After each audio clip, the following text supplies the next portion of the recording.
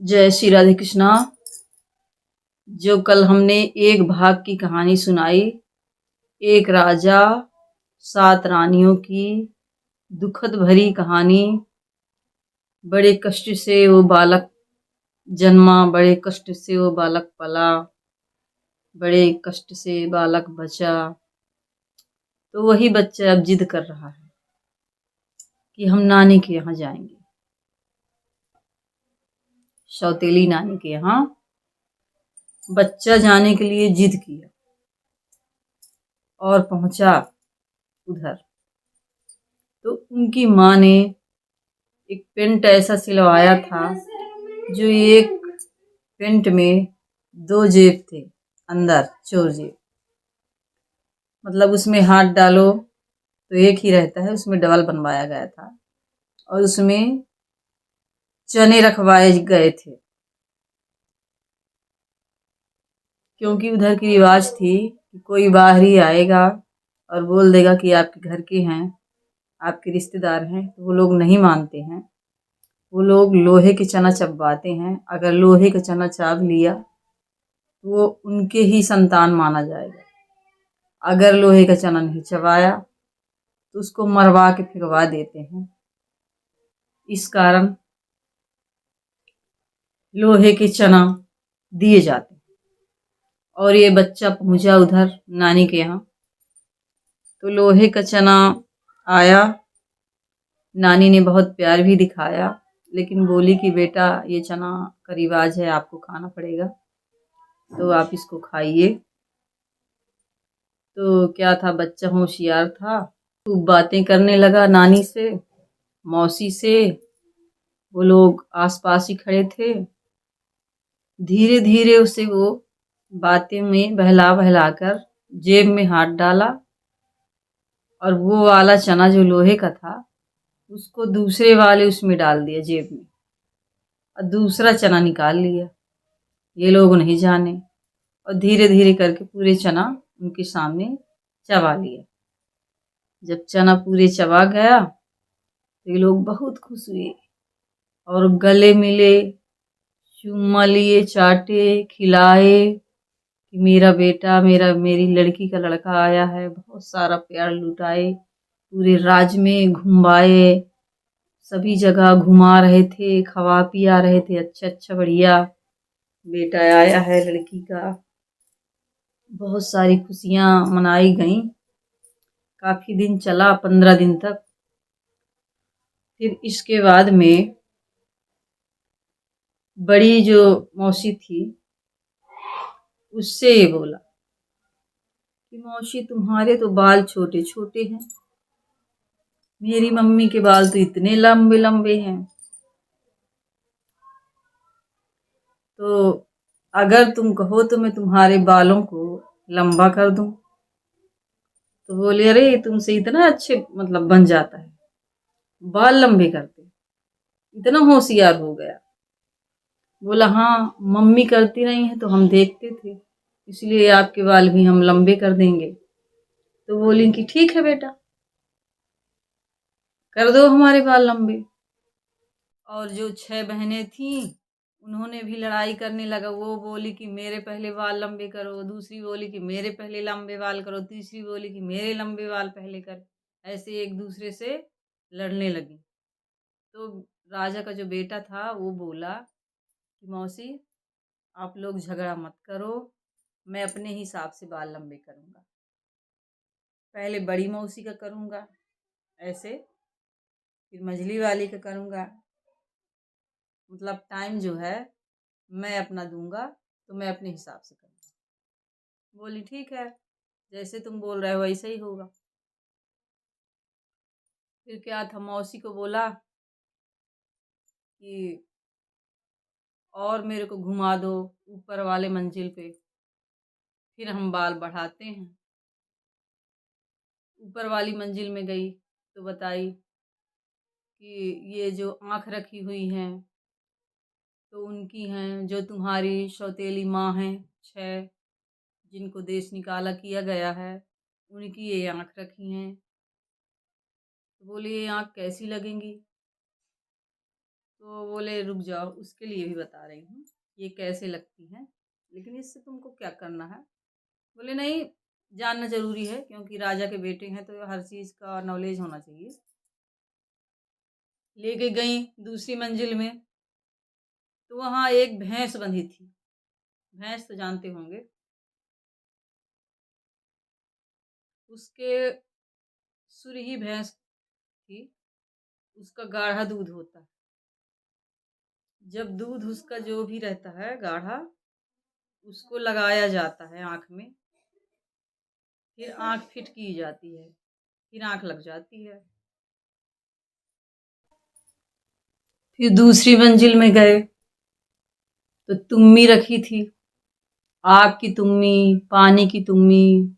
युद्ध के दौरान में उनका उपयोग किया जाता है। जैसे पहले के ज़माने में ना तीर-बाँस से जब लड़ाई होती थी तो आग बरसाए जाते थे। एक तीर से आग, दूसरी तीर से पानी, तीसरी तीर से अंगारे, ऐसे बरसते थे। तो ऐसे ही वो तुम्मी थी, एक से आग, दूसरे से पानी। पूछा मौसी से तो मौसी ने बताया कि युद्ध के दौरान काम में आता है, ये सब रखा हुआ है। बोला ठीक है। फिर और दूसरी मंजिल में गए तो वहां एक बोरी धान रखी थी। वो ऐसी धान थी कि उसको रात में बो दो शाम के, और दूसरे दिन उसकी कटाई कर लो, उसका चावल बना लो। वो जैसे जगदीश स्वामी में चावल चढ़ता है ना, शाम की बुवाई होती है, सुबह कट जाता है, फिर वही चावल चढ़ जाता है उनके प्रसाद में। जगदीश स्वामी में वही वाला चावल। तो उसके लिए बताए, मौसी बताई। फिर दूसरी मंजिल में पहुंचे तो दूसरी मंजिल में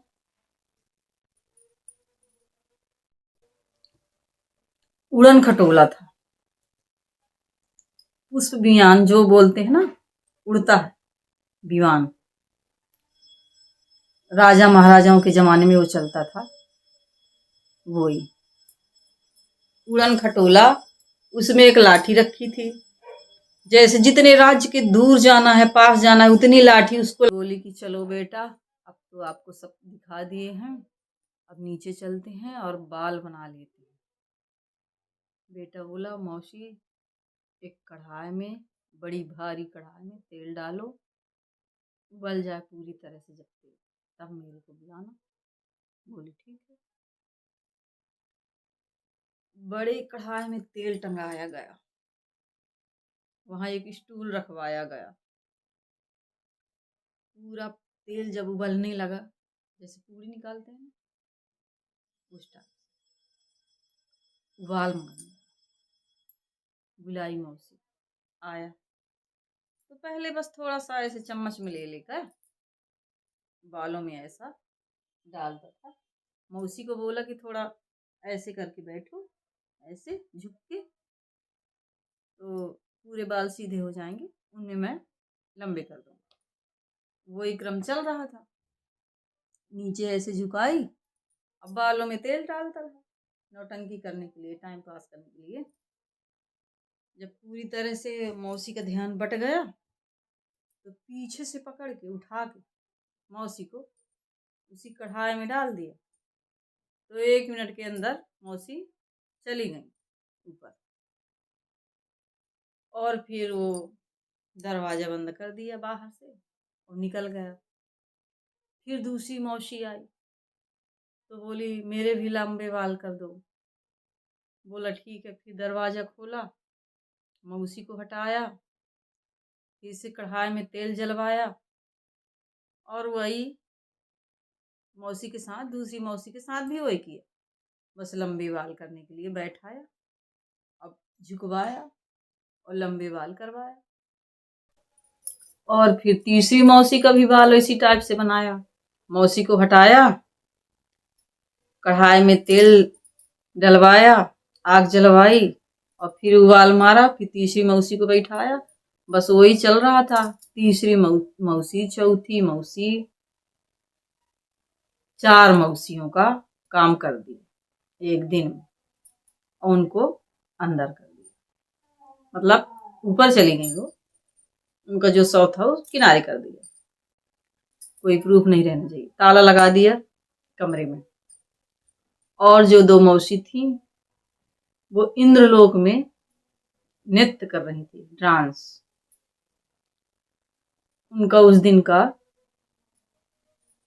बुक था। तो एक मौसी ढोल बजा रही थी और दूसरी मौसी नाच रही थी। रात भर के लिए गई थी। इसने सोचा ये अच्छा मौका है आज, चारों मौसी तो निकल गई, नानी नाना सो रहे हैं, ये जाग नहीं पाएंगे। तुरंत उसने उड़न खटोले में धान रखा, एक बोरी, भैंसी को बांधा, आग की तुम्मी, पानी की तुम्मी, आंख, हीरे मोती सोना चांदी जितना उसमें समाया तो तुम्मी में भरा, उड़न खटोले में भरा और 3 लाठी मारा। 3 लाठी लेकर के उड़न खटोला उड़ने लगा। उड़ते उड़ते उसके देश की ओर जा रहा था। इतने में बीच में नदी आती है, वहीं से ऊपर से मौसी आ जाती हैं, देख रही हैं कि ये तो हमारा उड़न खटोला है। ने कहा अरे हमारा नहीं है, हमारा कहाँ से आएगा, हमारा बेटे से तो कुछ बनता ही नहीं है, अभी छोटा बच्चा है अभी वो। तो फिर चलते चलते फिर देखी, फिर बोली कि अरे नहीं, ये तो हमारा ही है उड़न खटोला, हमारी भैंसी रखी है, हमारी तुम्मी रखी है, हमारी लाठी है, हमारी भैंस है, सब हमारा दिख रहा है, सब सोना चांदी भरा हुआ है, सब लेके भागा जा रहा है, ऐसा लगता है। तो दूसरी मौसी बोली कि हाँ थोड़ा और चलें तो पता चले। फिर और नजदीक गई, फिर समझ में आया कि ये तो हमारा ही उड़न खटोला है। तो बोली अब क्या करें, अब हमको तो ध्यान में बैठना पड़ेगा, तभी इसको मंत्र मार सकते हैं, उड़ते उड़ते तो नहीं कर सकते हम कुछ। तो वो जल के ऊपर मंत्र द्वारा, नदी जो थी बहुत विकराल नदी थी और ऐसा था कि उस नदी के उस पार गया तो फिर वो बच जाएगा, नदी के इसी पार रहा तो मंत्र लगेगा, नहीं लगेगा। तो उन्होंने फटाक से अपना बिछौना बनाया, उसमें बैठी दोनों और उन्होंने मंत्र चालू किया। दोनों एकदम मंत्र जल्दी जल्दी जल्दी जल्दी करने लगी कि मंत्र मारेंगे इसको तो यहीं गिर जाएगा ये पानी के अंदर। तब तक क्या होता है कि उसका जो उड़न खटोला है वो नदी के उस पार चला जाता है, वो तो निकल गया। अब इनका मंत्र कामे नहीं कर रहा था, ये लोग मार रही थी, कामे नहीं कर रहा था कुछ, उड़ा ले गया वो और पहुंच गया अपने देश।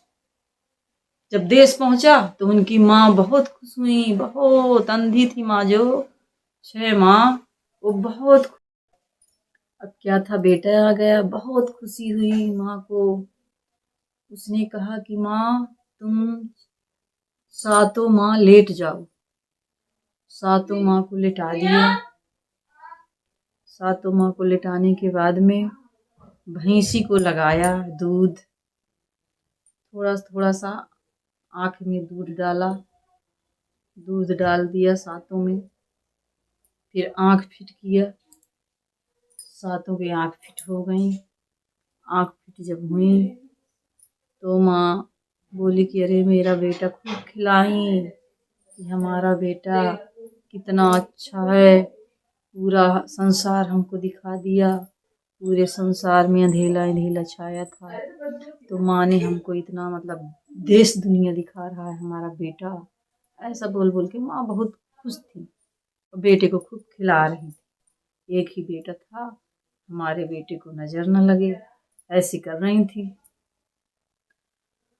फिर वो राजा बोला कि अब मैं लड़ाई लेता हूँ अपने पिताजी से, जो मेरी माँ को बाहर निकाला उस रानी के कारण से। अब उससे लड़ाई लेने के लिए बेटा गया उसका। खूब लड़ाई हुई,